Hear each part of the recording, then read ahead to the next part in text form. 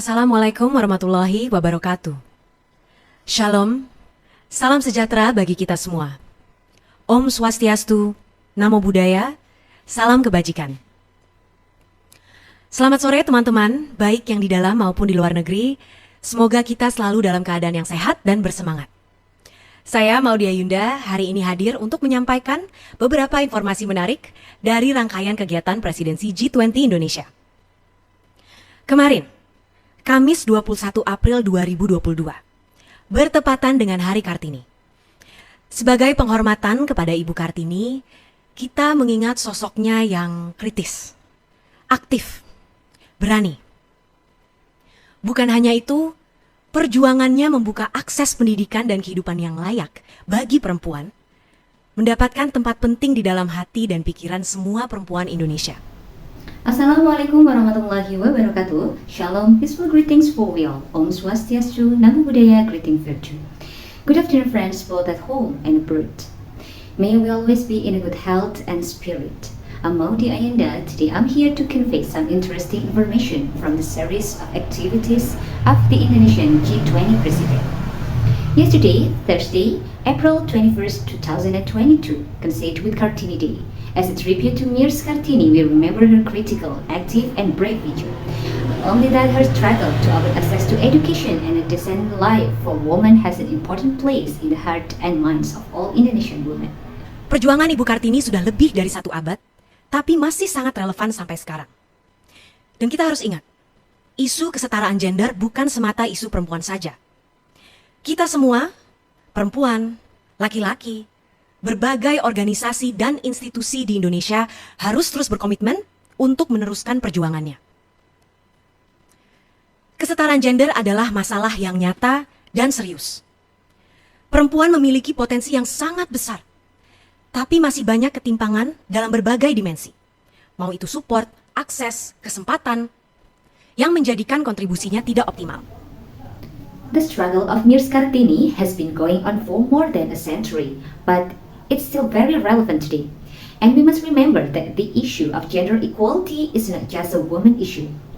All of us, women, men, various organizations and institutions in Indonesia must continue to commit to continuing the struggle.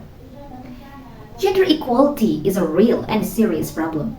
Women have enormous potential, but there are still many inequalities in various dimensions, whether it's support, access, opportunities that make their contribution less than optimal.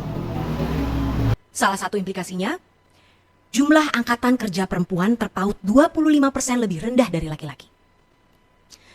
Mari kita bahas satu contoh di sektor kesehatan. WHO melaporkan bahwa 70% pekerja medis di era pandemi didominasi perempuan. Tapi, masih sangat sedikit yang ada di posisi pimpinan. Dan ini tidak hanya dalam dunia medis. Hal yang sama terjadi di berbagai sektor. One thing he realized the number of female workers is 25% lower than men.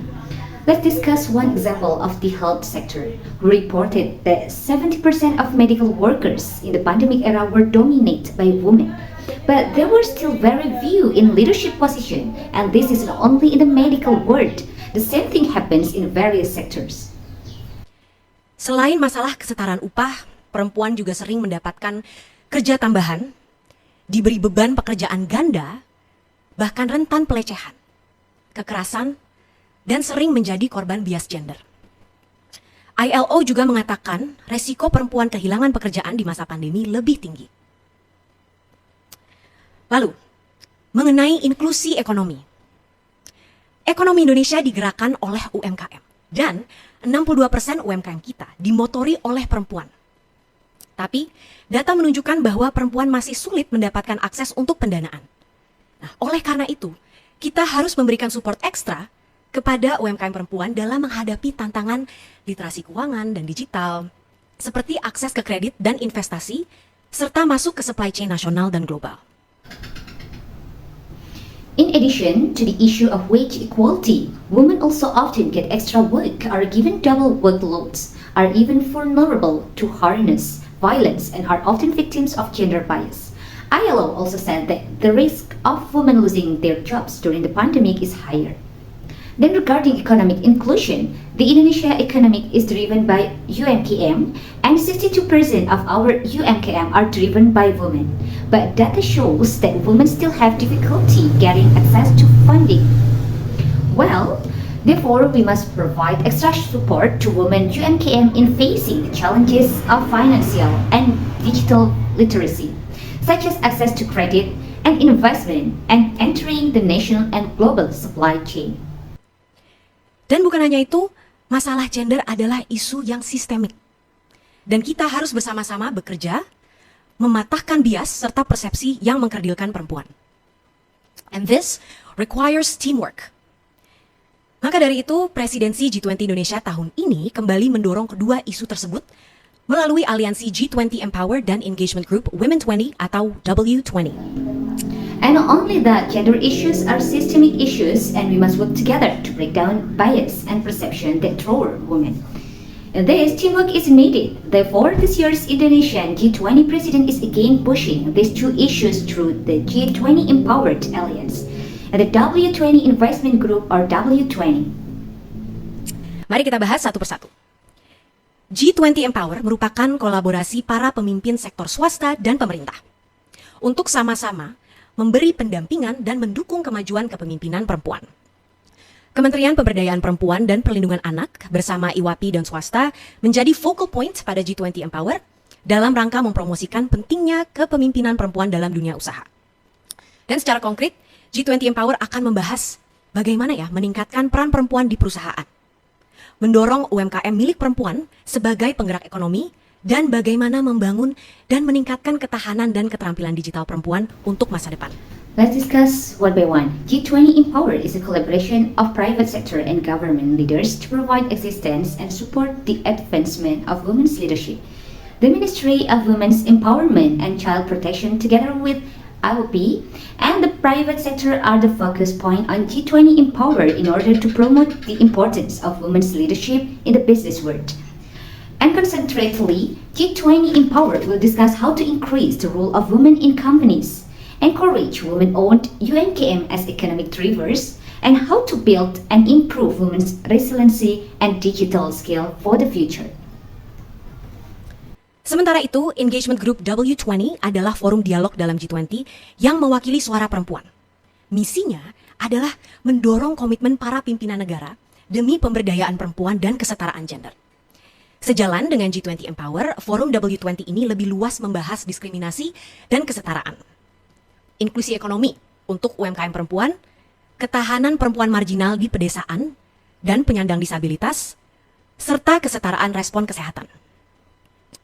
Komitmen ini akan tercantum dalam deklarasi pemimpin negara G20 sebagai kebijakan dan komitmen tingkat tinggi bagi kemajuan perempuan dunia. Dan hasil dari pembahasan ini adalah rekomendasi atas peraturan pemerintah dan kebijakan yang disusun oleh stakeholders, termasuk kebijakan internal perusahaan dan swasta. Meanwhile, the W20 Engagement Group is a dialogue forum within the G20 that represents women's voices. Its mission is to encourage the commitment of state leaders for women's empowerment and gender equality. In line with the G20 Empowered Forum, this W20 discusses discrimination and equality more broadly, economic inclusion for women's UMKM, resilience of marginalized women in rural areas, and people with disabilities and equality of health responses.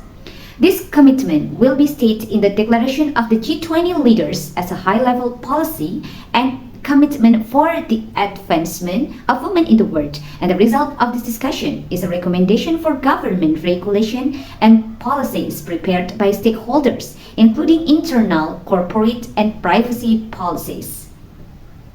Teman-teman, pertemuan G20 Empower dan Engagement Group W20 sudah terlaksana dan masih akan terus berlangsung di bulan-bulan yang akan datang dan di berbagai tempat di Indonesia, termasuk konferensi tingkat tinggi W20 atau W20 Summit yang akan berlangsung di Danau Toba, Sumatera Utara pada bulan Juli 2022.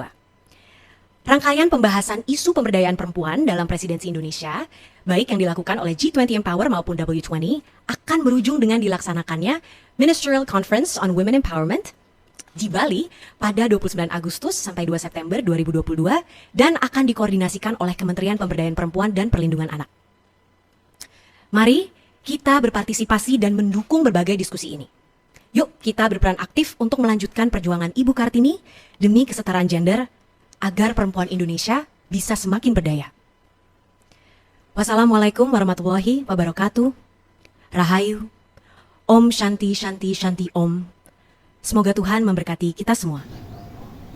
Okay friends, the G20 and W20 Empowerment and Investment Group meeting have been implemented and will continue to take place in the coming months and in various places in Indonesia, including the W20 Summit, which will take place in Lake Toba, North Sumatra in July 2022.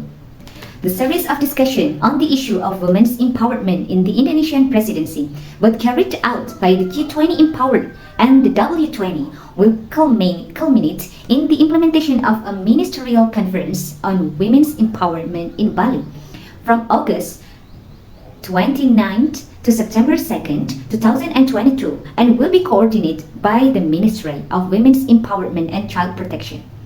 Let's participate and support this discussion. Let's play an active role in continuing the struggle of Mother Kartini for gender equality so that Indonesian women can be more empowered.